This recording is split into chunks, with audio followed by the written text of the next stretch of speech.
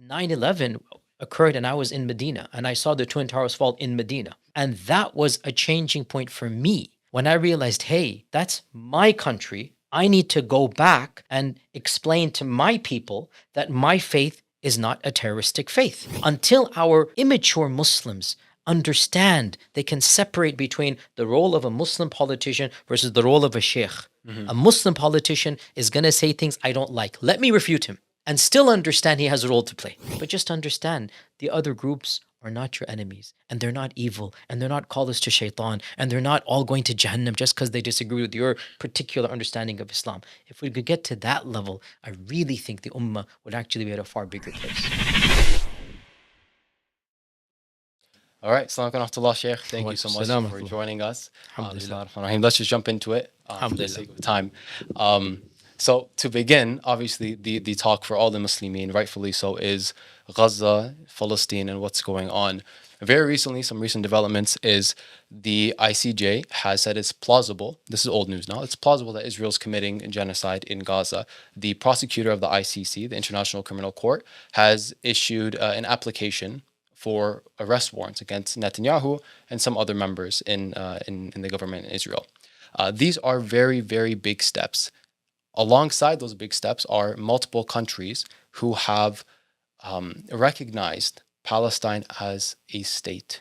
And these are huge steps that we have not seen, that we dreamt of seeing for a very, very long time. So with all of these developments, and as things stand now, what is your overall stance with the situation and where do you see it possibly going? Bismillah, alhamdulillah, wa salatu wa salam wa rasulullah wa ala alihi wa sahbihi wa wala ma ba'd. First and foremost, the general disclaimer is that obviously I am not a political analyst. That's not my training. And so we all have the right to say our opinions. But with that disclaimer, I like to always differentiate between that which I have studied intensely, in which my opinion is, I would say, a bit more of an expert and formulated, versus something that I'm a generic reader of, in which case my opinion should be just as much as any other educated person. And that's the disclaimer I'd like to make. With regards to this issue of how I see what is unfolding, in my humble opinion, when 20, 30 years ago, there was this famous theory of the clash of civilizations, where Samuel Huntington, who was one of the world's foremost political scientists of one strand of political scientists of the world at the time, formulated that the Western world and the Eastern world, and in particular the Muslim world, would have this massive clash, and 9/11 happened. And so Huntington's theory of the clash of civilization was then earmarked as being basically a precursor to this massive fundamentalist on one side, i.e. the Muslims, versus the rationalists. That was the perception that was given. At the time, myself and others, we actually pointed out, not exactly at the time, but after 9/11, I was one of those that said, actually, what we're seeing now is not a clash of civilizations, but a clash within civilization. I see. A clash of what it means to be a Western, secular, liberal, democratic society. And that is a clash that we're seeing over and over and over again around the world. Between, go back a few years, Bernie Sanders on one side and Trump on the other. The divide between Bernie Sanders and Trump is as marked as the divide between East and West. And yet both of them are claiming to be bastions of what it means to be American and Western. And so in reality, what we're seeing here is a clash within Western civilization, right? Is it really going to stand up to its own ideals? Or is it all a sham? Is it all hypocrisy, right? That's what we are seeing here. And that clash, the sad fact of the matter, and sometimes I say things get me into trouble, but I'm just being blunt here. We Muslims statistically, I'm just saying statistically, we are not significant enough in the Western world to play a vital role in terms of our percentages. Now, sometimes percentages are catalysts, and sometimes those catalysts, even small percentages, can act as massive changes. And that's what I'm going to come to. However, fact of the matter, especially in America, we are less than 1%. We are less than 1% of this country. And so this massive clash taking place in our country and Canada, you guys have better statistics than we do in terms of percentages, but your immigrant Muslim community is newer, and so they're less integrated in the infrastructure. So there's positives and negatives either way.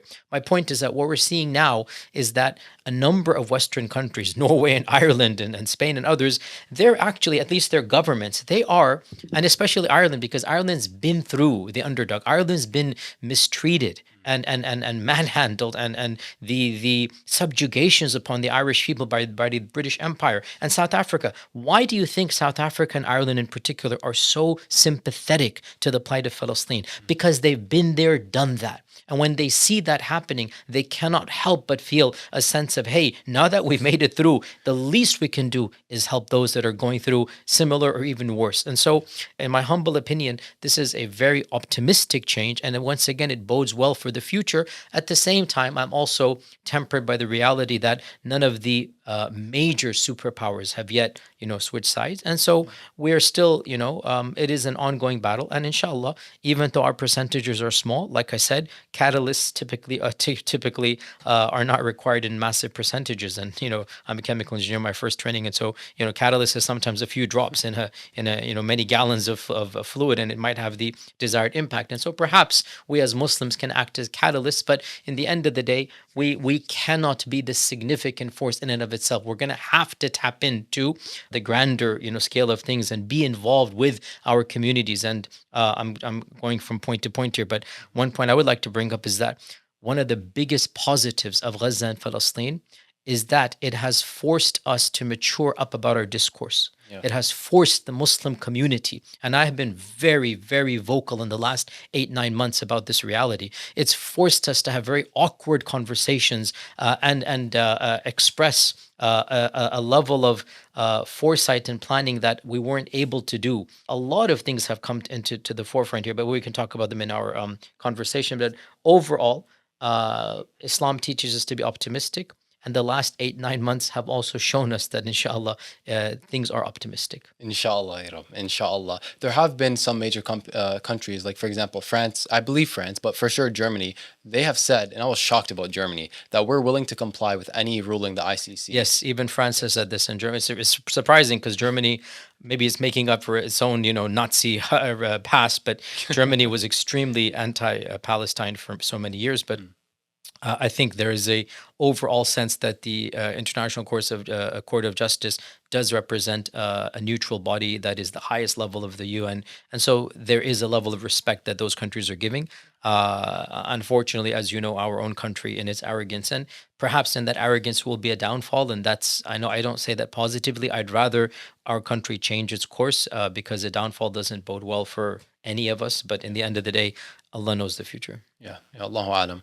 Jazakallah khair. So you gave a lecture once, and I was very inspired throughout it, where you had mentioned that every single time that Islam was almost on like the brink of defeat, or the Muslims were on the brink of defeat, some group of Muslims from some faraway land that no one's ever heard of, you can't even find it on a map, come and just defeat the enemies and kind of reestablish Islam over and over again. And you went through so many examples. I was like, which one's going to be the last one? Like, they just went on forever, subhanAllah. Yep. And I'm going to jump the gun here. I actually believe, I'm very optimistic that the Muslims of the West will have, I'm not going to say the crucial role, Allah knows, but a crucial role without a doubt. That's my humble opinion. Yeah. The Muslims of the West have a very unique role to play. Yeah. And there are many reasons for this. Of them is that it's our countries that are aiding and abetting the genocide. And here we are, these are our countries. And again, the level of maturity, because again, when I was growing up, and I was like the first generation born here, right? I was born in the 70s, the first generation here. We had a very different, our parents kept on driving the point that you're never going to be an American. This is not your home. That's what we were taught. Not just our parents, our shuyukh, our scholars. It was always like, this is Darul Kufr, and that's not yours, and this and that. And growing up in this cognitive dissonance, in my humble opinion, it actually, you guys are too young to remember, but 20 years ago, when the radical groups Al-Qaeda and ISIS came along, unfortunately, there was this tendency amongst some to actually sympathize with crazy radicals, and they're no longer around anymore, but there was a sympathy. And one of the reasons was the message that was given to our generation was, you don't belong here. Mm-hmm. That message was given by both our shuyukh and elders and by the far right. And so when you're being told by both sides you don't belong here, then this radical messianic apocalyptic group comes along, and you're naive enough to actually believe them, not see theirs, but they're literally a bunch of prison thugs, literally prison thugs that have just taken the banner of jihad overnight, right? You can't see that. Then you just realize, well, you think that that's my future, so you just go and join them. But see, that discourse is gone, and your generation has grown up hearing a very, very different narrative. And I'd like to think, inshallah, our generation played a little bit of role, because, we are your predecessors in that regard, where we changed that tone. Speaking about myself, 9/11 occurred and I was in Medina, and I saw the Twin Towers fall in Medina. And that was a changing point for me when I realized, hey, that's my country. I need to go back and explain to my people that my faith is not a terroristic faith. I literally had an epiphany, a change of heart because of 9/11, that I need to come back and start preaching in fluent English, because I speak English better than any other language. This is my people, my language, my civilization and culture. And I understand how best to communicate my faith to my people, right? And so I claimed my birth heritage, even though before that point in time, I was myself ambivalent, because that's what I've been taught. My whole life, you've been taught, this is Darul Kufr. Again, this is a deeper pointer, but, modern issues sometimes require a little bit of fine tuning, of past traditions. There was never a notion of citizenship in the past. Yeah. And so people identify with their faith. And so our scholars of the third, fourth, fifth generation, not the Quran, not the Sunnah, our scholars divided the world into Darul Islam and Darul Kufr, right? That simplistic distinction, with all that the repercussions that come with it, don't necessarily apply in 2024, right? And that those definitions kind of change over those time. Definitions change over time, exactly. Because what exactly is Canada? How exactly would you define it, where Muslims have the right to be who they are? What exactly is, Australia or these lands where, Norway 10% or Austria 10% Muslim, France is 15-20% Muslim? How do you define these lands? Maybe you need a new definition. It's not Darul Islam, but the repercussions of calling it Darul Kufr also don't apply. And so there's a new discourse that happens, and what I've been saying for the last 25 years is that, hey, this is your land. It's your country. Be angry that it's involved in genocide, and then make a difference. I see. It's your country. Claim ownership.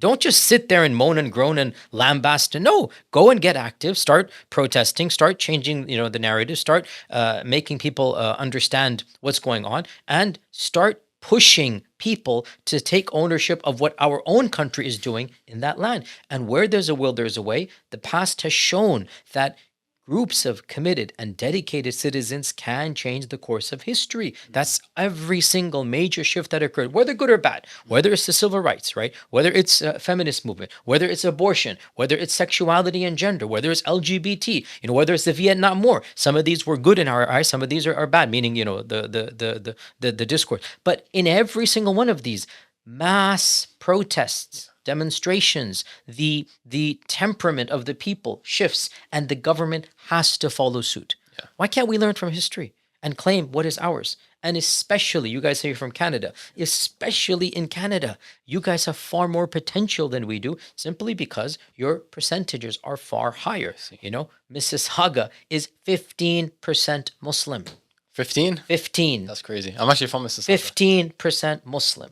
Unfortunately, the majority of them are still arguing over the length of your beard and the size of your trousers, literally. And they think that is the major point of the religion. And that's the mindset we have to challenge, right? They think this is what you have to, what exactly is the specific aqidah question goes back 1,000 years. That's what they're obsessed with, right? And because of that, they're going to put you in a box. Because of that, they won't pray behind you, call you a mubtadi', kafir, zindiq, whatever it might be. Complicated process here. Yeah. We have to be empathetic. It's not really their fault. That's what they're taught. Yeah. But imagine the potential if we can tap into 15% of Mississauga. Yeah, yeah. Imagine the potential of 10% of Toronto. Imagine the potential of that. We don't have those statistics in America, right? And your country, because it's a newer country, and because it's a more than 50% of the people in Toronto are born outside of Canada. 50% of Toronto. So you are an immigrant country. And your last government demonstrated this and showcased this when they had their ministers. So if the Muslims we're mature enough to understand that, hey, it's our country. We can shape our policies. It's not an us versus them. Yeah. It's your country, right? Yeah. Take ownership of it. And this will require a level of maturity, because in order to get involved in the system, obviously, you're not going to enforce the Sharia because Canada is not Sharia. America is not going to be Darul Islam and Sharia. So what level of compromise, how are you going to navigate? That's a very difficult question. And once again, we have the simplistic hardliners, are the black or white. And, if you remember 5 years ago, 8 years ago, I was one of those that was not throwing Muslim politicians who were still sympathetic to Muslim civilizational power. I wasn't throwing them under the bus, even if morally I was opposed to them, because I understood that a politician and a sheikh don't have the same role, right? And this is a very difficult thing to say. Now we see, at least in America, our Muslim politicians, I strongly, strongly disagree with their stances on morality. And I said this publicly and in khutbahs. Still, they stood up against AIPAC.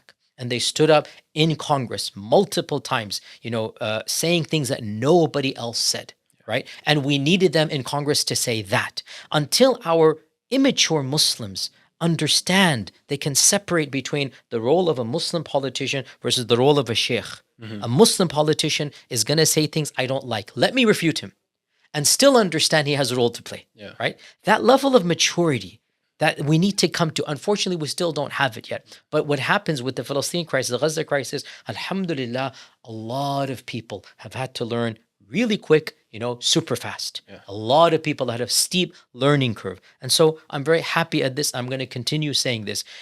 I was one of those very harsh against the intrasectarian disputes. I despise the pettiness that, unfortunately, too many Muslims display. And sometimes I'm a bit too harsh because I need to also calm down in this, but I'm angry at the shuyukh. They should know better. I'm angry that you're still debating, the most petty issues of fiqh and aqidah when there's a massacre taking place, when there's a genocide taking place, and you're dividing the 5% religious Muslims, right, over how do you interpret istawa ala al-arsh, how do you interpret yadullah, how do you interpret this aspect of qadr, and you're going to, bring up 1,000-year-old controversy that is completely lost on the masses when children are being bombed. And because of that, you're going to have, hatred in your heart against others. So again, I have to be mature about this and be blunt about this. And Gaza is acting like a catalyst to separate people that are thinking 10 steps ahead versus those that are still going backwards. Intrasectarian, politics, identity, all of these conversations, Gaza has forced it on us. And for that, I'm very grateful. Yeah, may Allah bless your message. Honestly, I think that was very beautifully said. And it points in a very important direction that as Muslims, we have to be practical. The Sharia requires us. Here's another point. The word practical, of course, there are aspects that we have to be careful about. Practical doesn't mean, it's difficult to pray Fajr, I'm not going to pray Fajr. And this is where the critics, come up, because for them, the word practical, it makes them cringe. But the Sharia is meant to be ease. This isn't me speaking. This is the Quran and the Sunnah and the Seerah. يُرِيدُ اللَّهُ بِكُمُ الْيُسْرَ. Literally, Allah says, I want ease for you. وَمَا جَعَلَ عَلَيْكُمْ فِي الدِّينِ مِنْ حَرَجٍ. I did not make this religion difficult for you. And the Prophet ﷺ said, يَسِّرُوا وَلَا تُعَسِّرُوا بَشِّرُوا وَلَا تُنَفِّرُوا, right? And the Prophet ﷺ made dua for the one who, he prayed for the one who made takhfif of the salah. He got angry at the one who made the salah long, right? So the Sharia has come to make life reasonable within parameters of haram and halal. And therefore, yes, the Sharia has come to be pragmatic. And Ibn al-Qayyim and others clearly mentions this, that when there's a hukum, when there's a ruling that is not going to make life conducive, then you have misunderstood the Islamic ruling. The Islamic ruling is not going to make life impossible. And those people that used to tell us that you cannot be involved in the system, you cannot be involved in politics, you cannot even vote, because that was the fatwa I grew up hearing constantly in the 80s, right? And there was like no second opinion amongst the clergy of that time. Voting is haram. Voting is shirk. Voting is kufr. That was the only thing we heard. And again, after 9/11, all of that was kicked out because they understood you needed to be involved in the system, or else our masajid were getting shut down, our Islamic schools, so many institutes, shuyukh were deported, some were thrown in jail, all unjustly. All unjustly. And they realized, hey, we need to fight the system. This isn't fair what's happening. How are you going to fight the system? You're going to have to use the system, right? And so, again, you guys are too young to remember this, but 9/11, it was a wake-up call for me. I mean, I'm Exhibit A. I was 22, 23, right, when 9/11 happened, right? No, sorry, a bit older than that, 25, I think. 25, 26, yeah. So 9/11 happened, and I was in my mid-20s, right? And I, at the time, did have very naive views, simplistic views. So I kind of empathize when a new generation of 20-year-olds coming And they want to just, in their simplistic mind, say anybody who doesn't agree with my understanding of Islam must be a CIA agent, must be a sellout, must be Iran, must be a liberal reformist of Islam. I kind of get it because I used to feel that way. But the difference is we've lived through tragedy after tragedy. Yeah. Whereas when I was 20, there was no tragedy I lived through, right? Yeah. We lived in a very different world. And what I don't understand, you've seen this reality that, look, you cannot live in this utopic bubble. You cannot live in this environment where you think it's like a laboratory environment where everything is pristine and pure. It doesn't work that way. We are navigating through a very, very difficult system. Yeah. And there's no clear-cut right and wrong. There's no like simplistic, haqq versus batil. There are areas of shades of gray everywhere in the middle. And we're having to choose the lesser of two evils in almost everything that we do. I see. So this is where the pragmatism comes in this regard. And yes, we're going to make some mistakes. There's no doubt about it. How can we not make mistakes when we're going where no other generation has gone? Yeah. When we're doing what nobody before us has done. But rather than the armchair critics just lambast and point and pinpoint and make fun of and refute, learn from the mistakes. Do it again, bigger, better, stronger, and more perfect. Yeah. I always tell my critics, them, rather than just criticize, do something bigger and better, and I'll make dua for you. Oh, that's profound. May Allah bless you immensely. So it seems like there's some kind of balance where we have to be practical and pragmatic and have a kind of a conclusion we want to get to, a result we want to have as Muslims, without compromising certain Islamic values. Would you agree with that generally? Of course. And the problem comes, though, defining. I was just about to ask that. The problem comes defining it is almost impossible because it is context-based. Yeah. It's context-based. It varies from situation to situation. And that's why, for example, the most obvious example, which is like no controversy at all, the process that I'm said, when you pray standing. If you cannot, then pray sitting. If you cannot, then pray lying down. So from this, our scholars have basically given that ruling that, look, the more difficult a situation is, the more laxity the Sharia gives you in that situation. Okay, this is a maxim, a qaida in fiqh. The more difficult life is, the easier the Sharia is. I hope you guys are enjoying the show so far. And if you are, then remember to like, comment, subscribe, and most importantly, click the link down below to see how you can support us in our mission. High value guests, high value studios, they all cost a lot. And we were blessed with the privilege and the honor of sitting with Dr. Yasir Qadhi today to have this very important discussion. But obviously flying out to Dallas, Texas is not exactly cheap. So if you guys want to see more of these high value productions, remember to like, comment, subscribe, and again, support the cause using the link down below. Now let's get back to the show. I see. Okay, so if you can stand up and pray, stand up. If you're sick, you can sit down, sit down. If you cannot, then lie down and at least try to move your head. If you cannot even do that, then what? You move your eyelashes, right? You blink. If you cannot even do that, our scholars say if you're literally paralyzed, you literally imagine salah. Wow. Literally. So this is exactly, take this, copy and paste from the hadith and apply it to the real world now, right? You can't predict how bad the situation will get. May Allah protect all of us. Look at the Uyghurs of China. Yeah. May Allah protect any of us to be in that situation. And may Allah bless them and free them. Can you imagine being in a Uyghur concentration camp right now? What fatwas are we going to give them about siyam? About salah? They can't pray. Yeah. They're going to be whipped if they pray.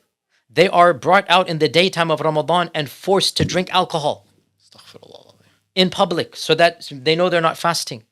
What fatwa are you going to give them?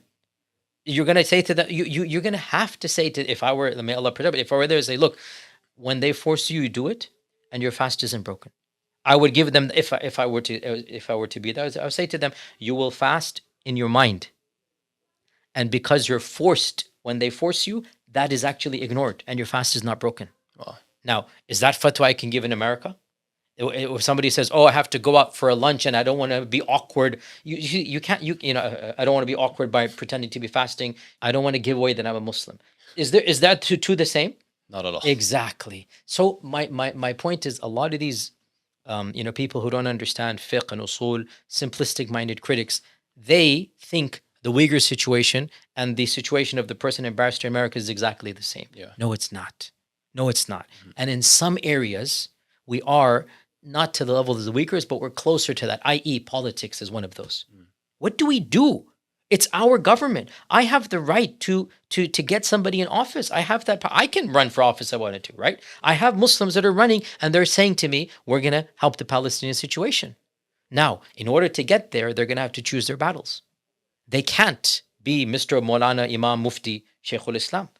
They're going to have to preach a rhetoric that I don't agree with ethically, morally, about equal rights for same sex and this and that, right? Now, what do I do now? What exactly is the end result? And this is where, again, the simplistic minded people, they think the awkward situation of the lunch versus the Uyghurs is exactly the same. No, I have to save 45,000 people that are being massacred. And not just that, overall, the Palestinian situation, it's not just one episode of Gaza. 75 years have gone by, right? And not just this, it's more than just the Palestinians. It's the fact that our government should be representative of who we are. Yeah. We need to have people that are us, such that the next, may God protect us, a terrorist incident happens, people can say, hey, look, those are the bad guys, and the rest of us are all good guys. They need to be able to say that. Now, in order to get to that level, obviously, you're not going to have your Shaykhul Islam, your Mufti going there, right? Yeah. Again, the level of intelligent discourse we need to get to that. I continued, because I am optimist in the end of the day. If you continue to preach common sense and wisdom, eventually people are going to open up. That's what I've been doing for the last 10, 15 years. And alhamdulillah, I can say more and more people are opening up to this reality. I see. So my question is, in regards to making political change within America, what is the best case scenario for that? So I always say it's not my job to pontificate too much about political science. My job is simply to validate that people should get involved. That's all. I personally am a soft pragmatist. I have a much longer talk about on the Thinking Muslim podcast. You can listen to that, where I go over this in a lot more detail. And I talked about the fact that I'm a soft pragmatist. I'm not somebody who's a hard pragmatist. I don't believe that the bulk of the change will come via our elected officials. I don't believe this. But definitely, I also don't believe that we should avoid the system in totality. So overall, I am a soft endorser. Like, look, some people need to get involved. I personally would not want my children, my immediate family, my immediate students to get involved, because it comes at a cost of your spirituality, right? But my saying to those who are concerned of spirituality, don't get involved, will have zero impact on the politicians who want to get involved, right? I see. So I'd much rather a Muslim politician who fears Allah a little bit get involved in office, rather than a secular or somebody who doesn't fear Allah at all. Yeah. See my point here? I see. That makes sense. Okay, so I want to bring the discussion, for my own sake, kind of to a basic point, just for a moment. And kind of establish some like Islamic principles. Because I think it's important to be principled, especially for people watching at home, because a lot of us, including myself, are simple-minded, right? And I don't mean that as an insult. That's just a matter of fact for a lot of people, including myself. So I want to ask a few questions about Islamic principles. Do you believe that it is an obligation, when you're able to implement Islam as Allah has revealed it? Of course, the generic answer is yes, but that question is being asked in a manner that it's what do you mean? Like, so yes, generically, of course, but how is that going to happen? And where are we right now? And what is the ideal you're aiming for? And how to get from point A to point B? Yeah. So this is where the devil is in the details. But you're asking a question, do you want to be Muslim? Of course I want to be Muslim. That's basically what you're asking. Do you want to apply Allah's Sharia? Of course you want to apply Allah's Sharia. Yeah. The answer to that is yes. There's no ambiguity there. Yeah. The devil comes in the details about what exactly does this implicate? What exactly are you getting at in every single issue? I see. So let's say you had a scenario in which you let's say like the ideal Muslim scenario. So there's a group of Muslims who have the power, and they will not be opposed by anyone, to establish like the caliphate, for example. And they have one Amir al-Mu'mineen, and the West is not going to get involved. They want to be hands off and let us basically do our own thing in our own country. Good for them. Alhamdulillah. Excellent. Yeah. So in that case, no problem. Alhamdulillah. No issue. Okay, alhamdulillah. So my question now is, let's take these two kind of positions, because right now there seems to be two mainstream positions. One is we need to work to fully implement that system, and whatever the reality is, we need to work to change the reality to make it acceptable to have such a system. Whereas the kind of train of thought that you're proposing, and please correct me if I'm wrong, seems to be, listen, that's not going to happen now. let's just focus on doing what we can to make the situation better. And there are certain ahkam that can be interpreted to fix the modern context instead of working to change the modern context to fit Islam. Yes, I would overall agree with you there. I don't oppose those who want to establish an alternative system, but I simply point out, don't blame me if I think you're being impractical. That's my opinion. I see. Prove me wrong. I wish you all the best. Yeah. But the global system is here. People have tried. The Taliban tried in the 90s. ISIS tried. Al-Qaeda tried. You're going to go down that route? I don't know what to tell you. You're going to go down that route? Arab Spring, the whole Middle East tried. Yeah. Right? Yeah. Look what happened. So prove me wrong. But then, excuse me, before I say that, you're going to go down the ISIS route. I don't want you to go down that route. Yeah, of course. I don't want you to go down that route because you harm my religion. Yeah. You did the most backward things, the most un-Islamic things in the name of Islam, thinking that Allah gave you the right to do that. Yeah, and that's 100% off the table. But then, so then what's the alternative? You're gonna go down some island in the middle of nowhere and declare a caliphate? No. And even if you did, you got your 10 people. What's going to happen? There's no change that's going to happen. So then how exactly are you going to do that? Yeah. Without revolution and blood? Yeah. And with that revolution and blood, what does that entail? Yeah. That entails the governments that you're fighting against, they will kill you, your family, your friends, millions of people because they're worried about the kursi. Look at Syria. Look at Egypt. Look at all of these countries. You want to do it all over again? My heart is with the people who stood up for the Arab Spring. That's what my heart is, right? But I saw the realities of what happened. The results of it. I saw the results of it. Do you understand what I mean here? Absolutely. My heart and my du'as were with the people on the streets. Yeah. I jumped for joy when the Arab Spring happened. But the bitter reality and the bitter pills that we saw. Yeah. Again, these Islamist movements and parties, they won resounding victories at the polls. But the world was against them. The superpowers, our country was against them. Yeah. And within weeks, they maneuvered and they performed the internal coup d'etats. So my critics call me naive. I'm sorry, I don't care. Look at the reality. Yeah. It's a two-way street here. I think you're naive. But hey, prove me wrong without bloodshed. Yeah. And if you want bloodshed, I don't want bloodshed. Yeah. For myself and my family. I don't want millions to die for this false dream. And also, superpowers are not carved out by calling somebody a Khalifa. These are games you guys are playing. These are games.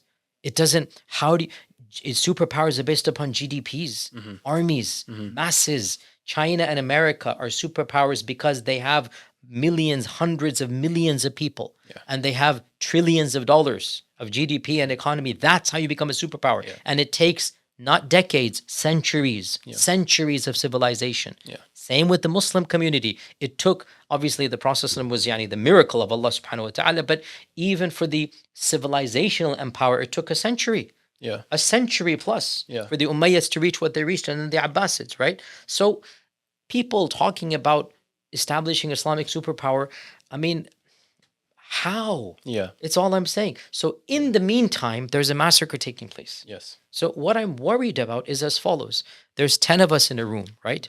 And all 10 of us, if we all start talking about, this imaginary superpower, whatnot, and there's our children that need to be fed, right? There's bills that need to be paid. There's actual stuff that needs to be done. If all of us start talking about some ideal and utopia that we're daydreaming about, and our kids are going hungry, that's a problem. Absolutely. It's a massive problem. I agree. Now, if one or two of us on the side, part-time, while the rest of us are taking care, that's the ideal. So this is my point, and I've said this multiple times.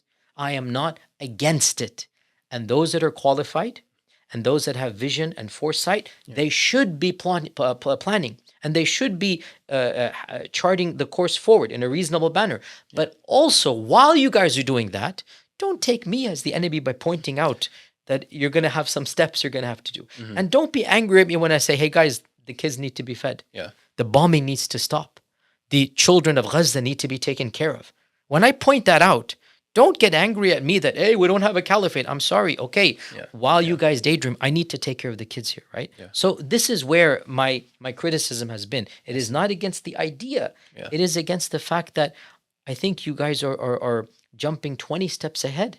when there's so much to do and you haven't explained to me how we're going to get from here to there. And I stand by what I say. Prove me wrong without bloodshed and backlash on me and my family. I agree. Firstly, I want to say, I assume it's like not a serious thing, but you keep saying you guys as if like I'm a part of any group. I'm not. I didn't mean. Yeah, I know. I understand. Okay. I understand. I just want to point out for everyone watching at home. I didn't mean. Yeah, no worries. Okay. All of us. Yeah, no worries. So, it's like I'm always involved with back and forths with people and whatnot. And recently, I had another podcast with Dr. Hatem Al-Haj, and so just for the record, by the way, I mean after the podcast, I get messages from all over the world.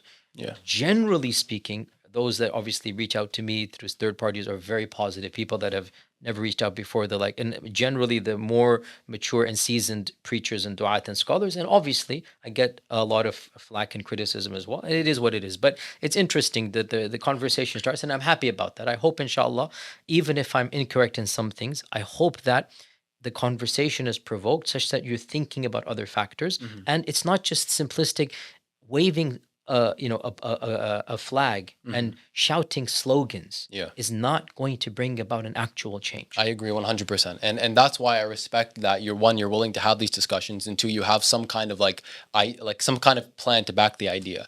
I think it's silly, and I think it's unrealistic, and I think it's actually un-Islamic to say this is what we want. And like that's it. And that's exactly. And when I point out you're not going to get there immediately, I get a lot of flack and criticism as if I'm opposed to the ideal. No, you can't get to the ideal without taking care of modern reality. That's all I'm saying. I agree. And until you get there, there's so much going on that needs to be taken care of. I agree 100%. So with everything I've heard, I kind of have like a general idea of what I feel the middle ground could be, or where discourse could happen, and that is so we understand what the ideal is, the caliphate system, some place where in Muslim majority land where Muslims can implement their own laws and untouched by other superpowers. That seems like something that like many other superpowers takes a extremely long time with an extremely specific amount of planning, step by step, to bring about that reality. And it's not something that's going to happen yesterday or tomorrow. It's going to take some time. So that seems to require a level of strategizing and planning from a united ummah with a united front across the globe. And and I'm speaking in ideals here, so forgive me, because we need a plan for this, for unification as well. But if we somehow got majority of Muslims across the globe on the same page, that this is what we want to bring about, and these are the steps we're going to do it. Correct me if I'm wrong. I feel like there are a lot of Muslims in the world that need da'wah, like proper da'wah to teach them what Islam is and how it's done. It's not just a bunch of like rituals. It's not just praying and fasting and like you said, the length of the beard and trousers and so on and so forth. It is a lot more profound and a lot more practical and pragmatic than that. And it's because we live in a real practical, pragmatic society, or in a world where Allah has decreed things to work in a certain way, and you don't just sometimes you can't just pray and then sit back and hope. You have to take practical steps that make sense. So that is kind of my unscholarly, like below layman level understanding the situation. I mean, I don't disagree with what you're saying. I just again point out, how are you going to get the majority of the world to unite about anything, Muslim world, when they're not united even amongst themselves, politically, ethnically? Which country are you from, ethnically? Palestine. Okay. May Allah make it easy for you. I don't want to talk about Palestine. If you had said like Egypt or Pakistan or Jordan, I don't want to talk about. We can say Jordan. My family lives there. So okay. Let's take that. Okay. So Jordan, you yourself know the qabilas of Jordan and the animosities between them. You yourself know. I don't want to be too explicit here, between Fulan and Fulan, and you know this. Like, okay, they're Jordanian. Yeah. The average Pakistani is completely clueless about the internal dynamics, but you know the amount of pride that each section has. They can't even unite amongst themselves. I know as a Pakistani, between people in Lahore and people in Karachi and people in this background and that background, and the Baloch this and the Sindhis that and the Muhajirs this. So we can't even unite ethnically, which is actually the division that Islam explicitly says is haram to be disunited on. Now you bring in politics, and you bring in sectarianism, and you bring in, and you're telling me what if we were to unite on a caliphate? So I'm just saying, it doesn't this seem is realistic. Just kalam fadi. It sounds good, but come on, it's just a slogan. It sounds a lot like what people might have said at the time of the Prophet sallallahu alaihi wasallam. You know, like, oh, this guy, he's one man carrying this mission. He's a prophet. That's the big difference. Yeah. You can't, this apples and oranges. Allah has helped him. Yeah. And he is Rasulullah, Khatam al-Anbiya wa Mursaleen, Sayyidul. You can't, there is no qiyas to be made. What the Prophet did in 23 years, no human being ever could do. Yeah, I agree 100% because he solidified the foundation of Islam and brought it to the world. I agree 100%. But what I will add, if you look at like Mus'ab ibn Umair radiallahu anhu, when he went to Medina, he was the one who used Islam to bring the tribes together. Doing what? Da'wah. I agree 100%. Arts, spirituality. Yeah. That's what I'm telling everybody to do. What's stopping you? Go ahead. Yeah. So preach, convert. What I'm saying is we need a united front to bring this proper da'wah, this proper understanding of leave behind your nationality or ethnicity. I know that's it sounds exactly crazy. What I and everybody else is. All of our preaching is about fortifying people's imans, making them stronger and closer to Allah subhanahu wa ta'ala. But we have so much to do. Yeah. So there's what percentage of Muslims actually pray 5 times a day? Allahu a'lam. What percentage around us is non-Muslim? So we literally have light years before we're talking about some critical mass to get to that. You see what I'm saying? I agree. So Bismillah, Ardullahi wasi'a, the whole world is open for you. There's lots of preaching and teaching to be done. That's what I'm saying. So when you're on a boat and a person's drowning, and you're like, well, there's no point bringing him on the boat because we don't have a hospital, we don't have bro, he's drowning. Get him on and we'll deal with stage after that. This is my point, is that we have priorities right now. And so, yes, a small percentage of our intellectuals need to come in a room every once in a while and have a plan and a vision, and I will support them. And I've attended conferences where that has been the main topic, and my heart is with them. But for everyone, there's like 99% that just need to be told, hey guys, pray Fajr, please. You know, they need to be told to change their lives and be more ethical, come closer to Allah, fear the day of judgment. And I'm just doing that the bulk of my time. I see. Do you feel like it would not be beneficial to also add in what Islam is meant to bring about in the world? Like what the Prophet sallallahu alaihi wasallam established, and like even like the golden age of Islam that came after. What is the goal of Islam? The golden age of Islam? What is the goal of Islam? The goal of Islam is to make the deen of Allah superior on earth, to be believed in the hearts of people and implemented in the world, in society, and for us to govern ourselves. That's a valid point to say. I'm not going to disagree. What would you say the goal is? The goal of Islam is to achieve Allah's pleasure. فَمَنْ زُحْزِحَ عَنِ النَّارِ وَأُدْخِلَ الْجَنَّةَ فَقَدْ فَازَ. The real fawz, ذَلِكَ الْفَوْزُ الْعَظِيمُ. The goal of Islam is the rida of Allah subhanahu wa ta'ala. That is the goal of Islam, right? And that goal, in and of itself, is independent of politics. It's independent of politics? It is. So if we implement the legislation of Allah subhanahu wa ta'ala in your personal life.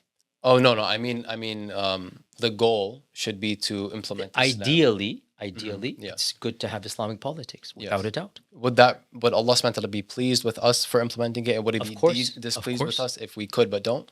Yes, I agree with that too. Okay. But we can't right now. Yes. Okay. So when we can't, are we made haram from Jannah? Astaghfirullah. Exactly. So the goal is always there.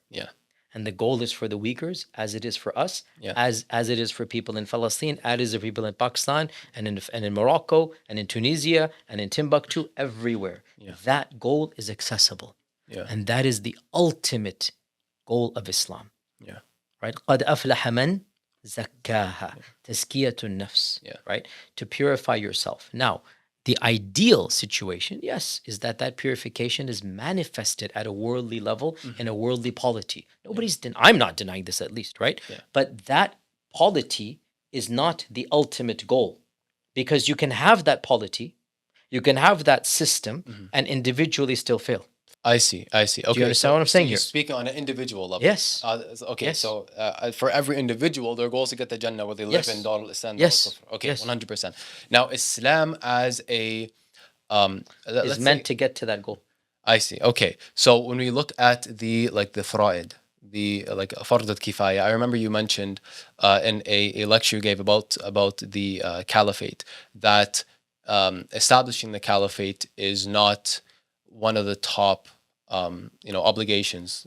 Did you listen to my recent lecture with Dr. Hatem Al-Hajj? This was like 2 weeks ago. I listened, I believe, to the first hour. Okay, so we can go. I mean, he went over. He had an even more a different understanding. It's all we all are different levels here in this regard. No problem, inshallah.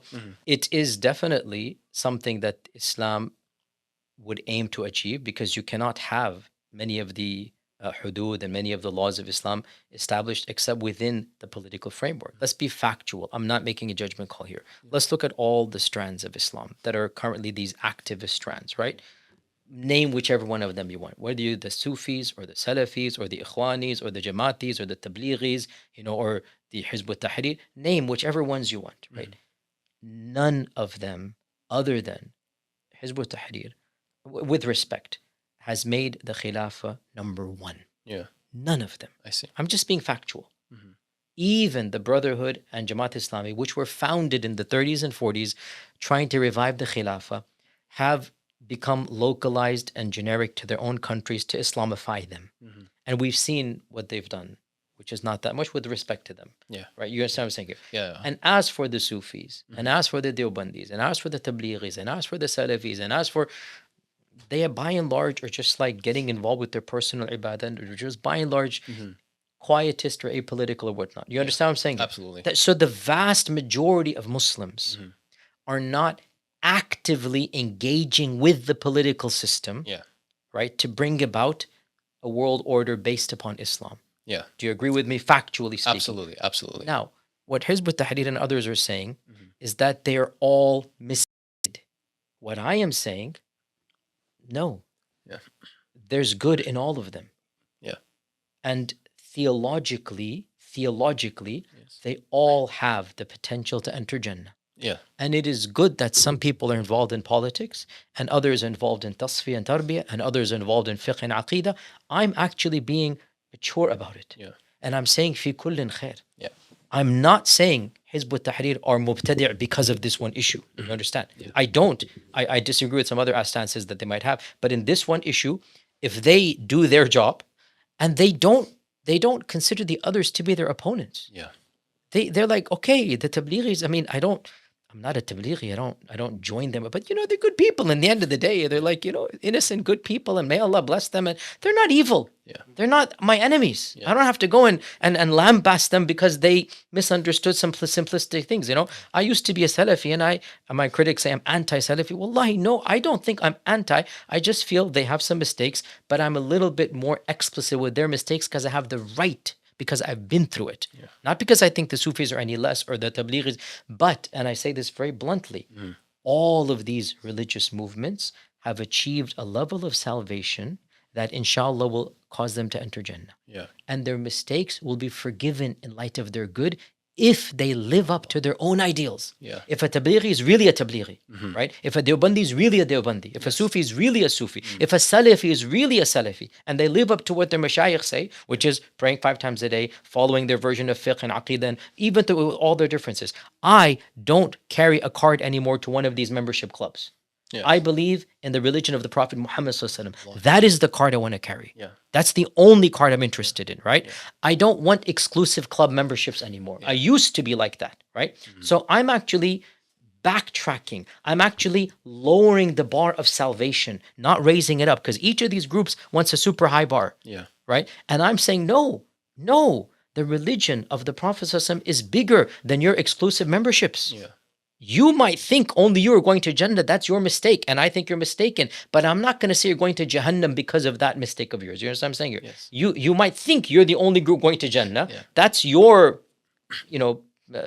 pietistic arrogance. It's not a kibr arrogance. It's like your sense of we are better than everybody else. Yeah. But no, you're not. And all the other groups are also good. So when Hizb ut-Tahrir and others say that, and again, I'm just being factual. I'm not being harsh or demeaning here. When they say that, all these other groups are theologically misguided, that is a massive, massive claim to make. Yes. And I point out factually, they are the only group that are making this the number one priority. Yeah. And I think there's nothing wrong with them to do so. Yeah. That's the whole point. Yeah. The irony. Go do it. But allow the other groups to find their own personal relationship with Allah subhanahu wa ta'ala in their ways. Yeah. And I don't have a problem with that. And if we all did our job, maybe, just maybe, in that diversity, we might actually find some unity. But the problem comes, كُلُّ حِزْبٍ بِمَا لَدَيْهِمْ فَرِحُونَ. Every group thinks, the Salafis think, if you don't follow my particular aqidah, you're a mubtadi', right? The Sufi thinks, if you don't have my tasfiyah, my tariqah right now, the Deobandi thinks your fiqh is not quite exactly, the Tablighi thinks you're not doing da'wah the way I want to do. If we all understood, look, Allah created us all differently. And as long as we have the red lines, and I talked about what these red lines are, and they're very clear. La ilaha illallah Muhammad Rasulullah.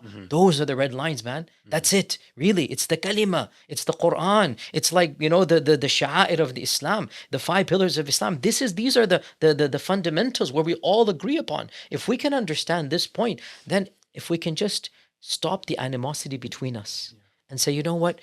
It's good the Tablighis are going out and doing da'wah. It's good the Salafis remind us there is something called aqidah. It's important. It's good the Deobandis talked about structured fiqh, because yes, it's nice to have structured fiqh. It's good. But just understand, the other groups are not your enemies, and they're not evil, and they're not callers to shaitan, and they're not all going to Jahannam just because they disagree with your particular understanding of Islam. If we could get to that level, I really think the ummah would actually be at a far bigger place, better place.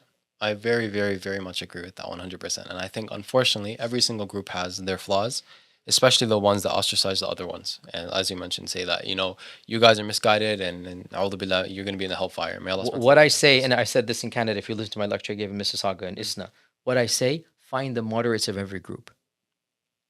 Every group has moderates and fanatics.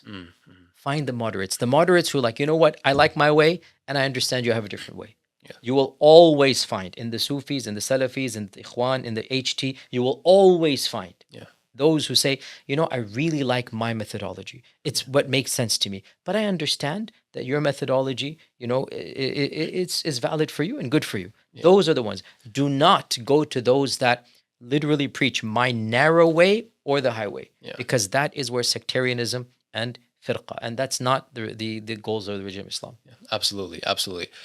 And correct me if I'm wrong, it seems to be that they are actually kind of opposed to some of the ahkam of Allah subhanahu wa ta'ala by doing this, that they're ostracizing certain groups of Muslims by kind of saying, we are the not chosen ones, but we are on the right way in what we say. That's literally what they're saying. Yeah. Like, we are the God's chosen people, and Allah criticized those who said that. No. Yeah. Our Prophet ﷺ said, the rights of a Muslim upon another Muslim are you help him when he needs to be helped. You return the salam to him. So he literally called the rights of a Muslim, haqqul muslimi ala al-muslim. Nobody has the right to say, okay, if you don't follow my group, then I'm not going to give the rights of a Muslim to another Muslim. Anybody who does so has disobeyed Rasulullah sallallahu alaihi wasallam. If you are a Muslim, then I have a right over you, you have a right over me by the testimony or by the text of the Prophet sallallahu alaihi wasallam. Simple as that. Yeah, amazing. Jazakallah khair. So we're running low on time, so I do want to go towards unity, because as we discussed pragmatism, being pragmatic and being practical, I do want to ask you for some practical steps. We started our organization, the Daily Muslim, because we want to bring Muslims together, both like the viewers at home and the speakers and the scholars and anyone who we can, inshallah. So how does unification actually happen, and what does that look like? What are the practical steps towards bringing down these unnecessary barriers and initiating these conversations, which you, may Allah bless you, are very, very open to having, and I respect that very much. Unity begins with your own efforts in your own community and your own masjid. Unity begins, you have a podcast here, bring people of different groups and different backgrounds and literally just have it out. Unity begins by listening to people outside of your own narrow interpretation and understanding. Oh my God, they're actually Muslims. They say Bismillah before they eat. They pray facing the Qibla. Like, you'll be shocked. Like, oh my God, they actually read the Quran. Yes, unity begins by these small steps. And when you do these small steps, you will actually begin to see the fruits of that unity. Unity begins by understanding that just because somebody disagrees with your interpretation of Islam, he's not disagreeing with Islam. I see. Absolutely. Do you think Muslims should have a united front when it comes to like media, for example? I mean, of course they should, but then again, sometimes a little bit of diversity is good as well. Yeah. Because we need different tactics. Does that make sense? Yeah. We need different methodologies to do, and Allah knows which one is going to be successful. Yeah. So yes, there should be Muslim media out there. At the same time, what tactic to be done? And yeah, sometimes people have tactics that I don't necessarily agree with, but some good will come out of them, right? And our Prophet, this is hadith, our Prophet said, sometimes Allah helps the religion with a kafir or with a fajr, an evil person. This is a hadith. Inna Allah la yu'ayyidu hada din bi rajul al-fajr, and one riwayah, rajul al-kafir, right? And just because he's a fajr and he helps the religion, that doesn't justify his fujur. Fujur means his sin and evil, right? And we need to be wise enough to understand this. Once again, we have a very, kindergarten level of this. Now, there are non-Muslims who are supporting the Palestinian cause. Yeah, that's true. Now, should we not take their help? It's common sense. Yeah. What if somebody says, "Oh, but he's a kafir"? What would you say to that? So what? So what? What if somebody says, "Oh, but he's an LGBT supporter"? I don't see the correlation on how that is a problem, because if they want to, speak out against injustice, so we're not allying with them for LGBT. We're allying with them for Palestine, right? Yeah. That's exactly the point. We need to reach that level of maturity. There are actors and actresses. Somebody told me, I don't know, but it's some Arab actress or something, obviously not dressed properly, whatever, but apparently she wore a Palestinian dress or something, some famous thing or something like that. Obviously she's not dressed appropriately, but she's doing whatever her part is. Now, am I going to justify that? Of course not. It's not allowed to show your skin. You know what I'm saying? But she might be doing something that maybe, I mean, let's not be judge, jury, and executioner. Yeah. Haram and halal is halal. But Allah is the judge of Jannah and Jahannam. And never forget, Allah forgave a prostitute for feeding a dog a morsel of water. Something stirred in that girl's heart who did that to that dog. What if, I don't know this person, but what if this Muslim lady, she feels a sense for Palestine? And that was her da'wah. And I'm not justifying, please, because I have to be super careful. My critics jump at every opportunity they can. I'm just saying, can we not criticize overall that, hey, we don't want skin to be shown, and then say, but you know what? If somebody did something in their realm that they wouldn't do otherwise, may Allah bless them for that. Can we not get to this level of nuance without me being canceled for being generic? Do you understand what I'm saying? Like this regard, right? Yeah. This is unfortunately what we do, is that we have trigger-happy youth that just want to kick everybody off. And it does become a nuisance. It becomes a irritation, not just because, of course, it's painful because I'm a human being, but also because it causes unnecessary online chatter and drama, where people's energy and bandwidth is diverted to what is more important to that which is less important. Yeah, I see. I think personally what would help is if you take the mature moderates from different groups, these extreme kids online who might be commenting these things. I'm sure they look up to certain shaykh, and I'm hoping that certain shaykh that they look up to are mature and able to have these discussions. I think bringing those mature people, those moderates, all together to have these discussions on certain things, publicly as well, would do great amounts for the Muslims at home, being able to see, I look up to Yasir Qadhi, he's sitting with so-and-so, he's sitting with these people, and they're having a civil discussion. That's actually very enlightening. And now they would be fed those different... Well, if you look at the last few years, that's really what I've been doing with a lot of people of background, because it doesn't matter to me which card you're carrying within the mainstream movements of Islam. Sure, there are lines we draw, and people that are astaghfirullah believing in a prophet after the process. I mean, that's like we draw lines there, And yes, there are things I don't like at all. If you're gonna say bad things about the Sahaba, I don't want to pray behind you, and I've said this publicly, So there's levels of stuff that we do in this regard, no question about it. But I say very clearly, I mention all of these groups. I don't have a problem with whenever these groups that you follow in these mainstream Sunni movements. It doesn't bother me in the slightest. And you have the potential to reach Firdaus al-A'la. That is the real goal. So if any of these people can reach Firdaus al-A'la, how can I be angry at you? How can I take you as an enemy when, inshallah, I hope we're in Jannah together forever? Doesn't make any sense. We're fighting on earth when in reality, my goal and your goal is exactly the same place, and inshallah we'll be there, right? So why make this earth hell when inshallah we're going to be there forever? So I'm not that type of person where I make these types of petty things my main focus. There's no one path for Muslim revival. I say to the youth that ask me their advice, I say, do the best that you can in your dunya while you're visibly Muslim in your deen. Like, do the best that you can in whatever you're doing, whether it's in your company or in your job, whether it's in your workmanship, whether it's in your founding your CEO. Be the best you can be, and also be visibly Muslim. That's it. That is the best da'wah you can do, for the people to see that you are a proud Muslim and you are clearly identifying with Islam, and at the same time you're at the top of your field and whatever you're doing. That's all. Now, we don't need everybody to go and become full-time da'wah and shuyukh and activists, because Islam was never like that. We do need everybody to be visibly Muslim, to be proud to be Muslim. That's what we need. So you do you, as the saying goes, right? That's what you guys are. I'll say you do you, but you do you while you're a Muslim. And if you do that, inshallah, Canada, America, Australia, England, and all these Western countries, inshallah, we will then be the catalyst that these countries need. Inshallah, inshallah. Do you have any final message for anyone watching?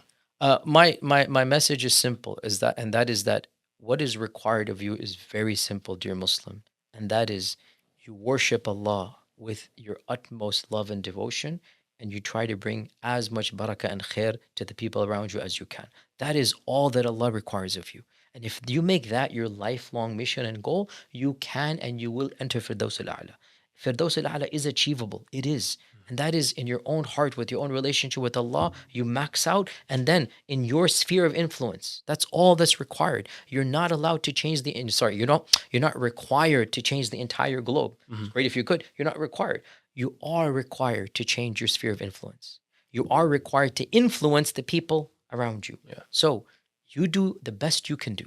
And if you do that, and everybody does that, guess what? That's how change actually begins. Yeah. And if we all did that, then perhaps, inshallah, we will see that global change we're talking about. Inshallah, ya Rabb. Barakallah feekum. Allah bless you immensely. And inshallah, hopefully we can do this again soon. Inshallah. Jazakumullah khair. Inshallah. Assalamu alaikum. فيا ذلي ويا خجلي إذا ما قال لي ربي أما استحييته تعصيني ولا تخشى من العتب وتخفي الذنب عن خلقي وتأبى في الهوى قربي فتب مما جنيت عسى تعود إلى رضا